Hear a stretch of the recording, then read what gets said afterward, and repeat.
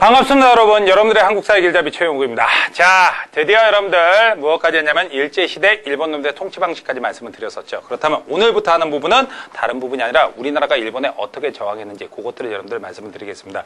나누는 방법은 굉장히 여러 가지가 있어요. 10년대 투쟁, 20년대 투쟁, 30년대 투쟁 이런 방법도 있고요. 그 다음에 파란색의 투쟁, 그 다음에 빨간색의 투쟁. 파란색의 투쟁은 민족주의 운동, 그 다음에 빨간색의 투쟁은 사회주의 운동. 그 다음에 또 무장투쟁도 있고 만세운동도 있고 여러 가지 방법들이 있습니다. 그래서 하나하나 다 말씀을 드릴 테니까 여러분들 잘 들으면서 여러분들 생각을 하십시오. 자, 제일 먼저 나오는 거 여러분들 1900 연대별로 조금 나눠봤어요. 자, 1910년대에 우리나라의 독립운동을 여러분들 먼저 정리를 합니다. 여러분들 1910년대라면 일본의 통치 방식이 바로 뭐였습니까? 무단 통치, 단무지 통치죠. 대놓고 싸우는 게 가능할까요? 불가능할까요? 불가능합니다. 그러다 보니까 국내에서 물론 의병항쟁이 조금 남아있긴 했었어요. 어떤 의병항쟁이 있었냐면 최후의 의병장님이라고 불리는 게 최응원 장군님이 계셨습니다. 산발적이긴 했지만 1915년도에 체포돼갖고 사형당하셨는데 그때까지 의병항쟁이 있긴 있었죠. 근데 그걸 빼놓고 난다면 국내에선 다른 방법이 없었습니다. 어떻게 해야 돼?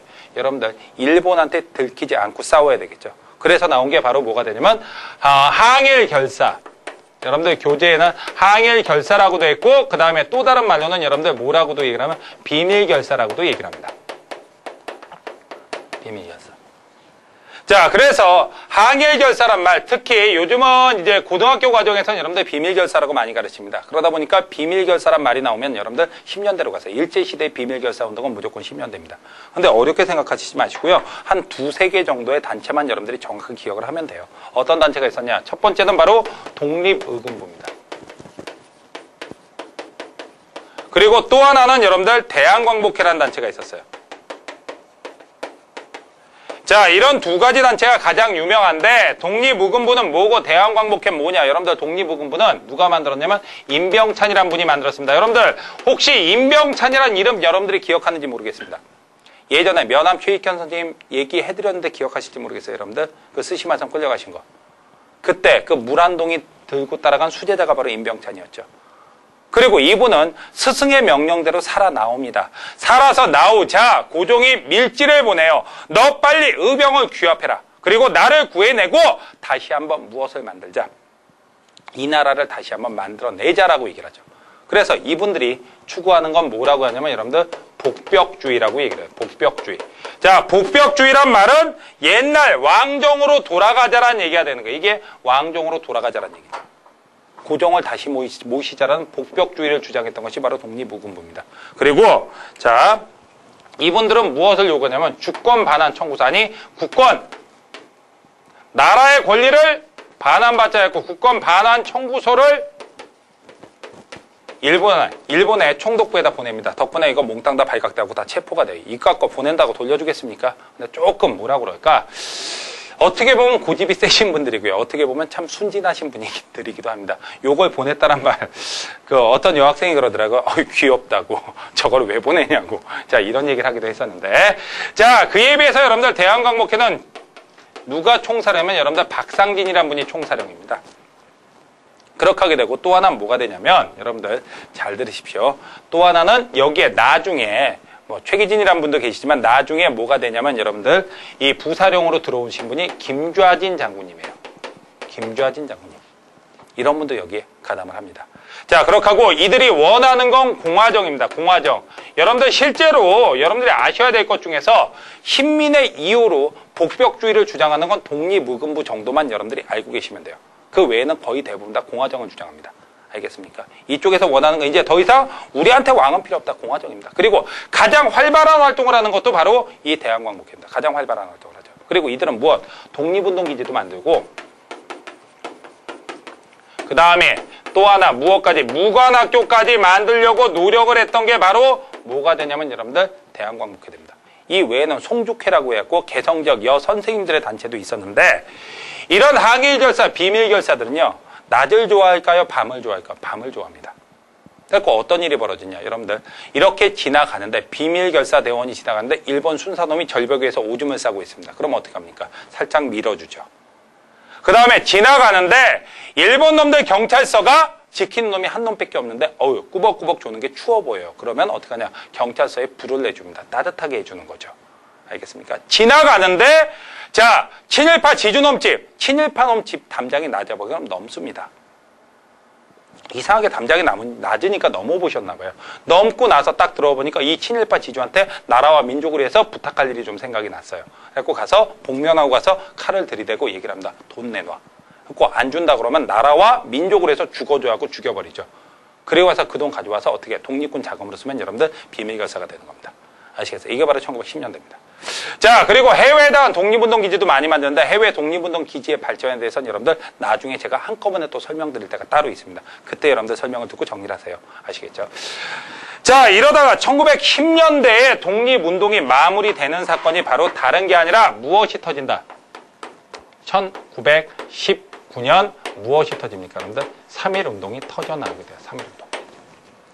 자, 3.1운동이 터져나오게 되는데 어떤 사건이든지 제일 먼저 나오는 건 여러분들 배경부터 여러분들 봐야 된다. 배경은 굉장히 여러 가지가 있어요. 어느 한 가지 사건으로 여러분들 3.1운동이 터져나올 수는 없습니다. 근데 바로 뭐가 있었냐? 일단 일본의 무단 통치야. 사람들이 맞는 것도 하루 이틀입니다. 여러분들 매일매일 맞다 보면 진짜 무서워지는 게 생겨요. 여러분들 진짜 무서워지는 건 바로 뭐냐면 여러분들 지금 맞고 있는 것보다 더 무서워지는 게 있습니다. 내일도 맞고 모레도 맞고 영원히 맞아야 된다는 얘기야. 그렇다면 그럴 바에는 어떻게 돼? 확 뒤집어 엎자라는 생각을 하게 되죠. 무단 통치에 대해서 저항의식이 분명히 나온 거야. 거기다가 1차 세계대전이 1918년에 끝났습니다. 그랬는데 이 세계대전 전후 처리 문제를 놓고 자, 베르사유 체제가 만드는데 거기서 파리 강화에 의해서 바로 미국 대통령 윌슨이 무엇을 발표했습니까? 민족 자결주의라는 걸 발표했어요. 민족 자결주의. 자, 민족 자결주의의 뜻은 여러분들 민족은 자결하라 그 뜻이 아닙니다. 그럼 뭐가 되냐? 민족의 운명은 누가 결정한다? 스스로 결정한다라는 게 나온 거예요. 이걸 듣고서 우리나라 감동입니다. 왜? 우리 민족의 운명은 우리가 결정하면 독립입니까? 식민지입니까? 당연히 독립이죠. 그래서 독립을 쟁취하자 이런 얘기를 했던 거예요. 이게 바로 민족 자결주의입니다. 자, 그런데 솔직히 말할게요. 이 미국 대통령 윌슨의 민족 자결주의하고 우리나라하고는 아무런 관련이 없습니다. 왜냐면 이건 1차 대전의 승전국들이 미국, 영국, 프랑스 같은 나라가 독일을 막가게 하려고 만든 거야. 패전국인 독일은 아예 못 일어서게 하려고 자, 독일이 갖고 있는 식민지한테 얘기한 거야. 너희들의 운명은 너희가 결정하라. 독립해라. 이 얘기를 한 거죠. 패전국의 식민지한테만 해당이 되지 일본은 1차 세계대전에서 승전국이었어요. 1차 대전에서는. 2차 대전 패전국입니다. 그러다 보니까 원래 우리한테 해당 사항은 없습니다. 알겠습니까? 하지만 믿었죠. 그래서 파리 강화 회의에 신한청년당의 대표로 김규식이 파견되기도 하고요. 그 다음에 우리나라 자 해외에서 각지에서 독립 만세 운동이 나오게 됩니다. 첫 번째 나온 게 여러분들 대한독립선언. 자, 이거는 정확하게 말하면 양력은 1919년이 맞아요. 하지만 음력으로 1918년입니다. 그래서 이걸 다른 말로는 무호독립선언이라고도 얘기해요. 1918년이기 때문에. 음력으로 무호독립선언이라고 얘기를 하는데 이거는 바로 뭐가 되느냐 여러분들. 만주에 있는 독립운동가 39명이 모여서 독립선언을 한 겁니다. 그리고 이 안에서 무엇을 얘기하면 혈전을 각오해요. 싸우자라고 얘기를 합니다. 자, 그리고 또 하나는 정말 멋진 건 28독립선언이라는 게 나오게 돼요. 자, 28독립선언은 1919년 2월 8일인데 어디서 동경 한복판에서 조선청년독립단이라는 단체가 있었어요. 바로 유학생 단체입니다.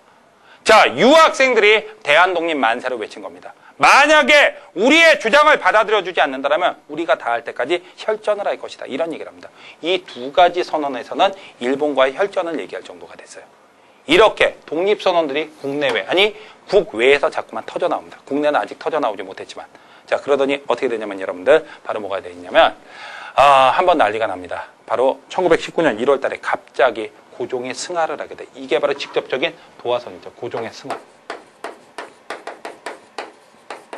건강하던 고종이 갑자기 죽습니다. 당시 우리 국민들은요. 우리의 진짜 임금은 고종이라고 생각을 했어요. 왜? 고종이 쫓겨나고 왕이 된 순종은 너무 어이없이 나라를 뺏겼어. 그래서 순종 인정 안 합니다. 거기다 일본은 더더욱 인정 안 됐죠. 우리의 진짜 임금은 고종이다라고 생각했는데 그 건강하던 고종이 갑자기 1919년 1월 달에 사망을 합니다. 사람들 사이에 독살설이 퍼지기 시작하죠. 그러면서 1919년 원래 3월 3일이긴 해요. 원래 고종의 인산일은. 3월 3일인데 여러분들은 그냥 3월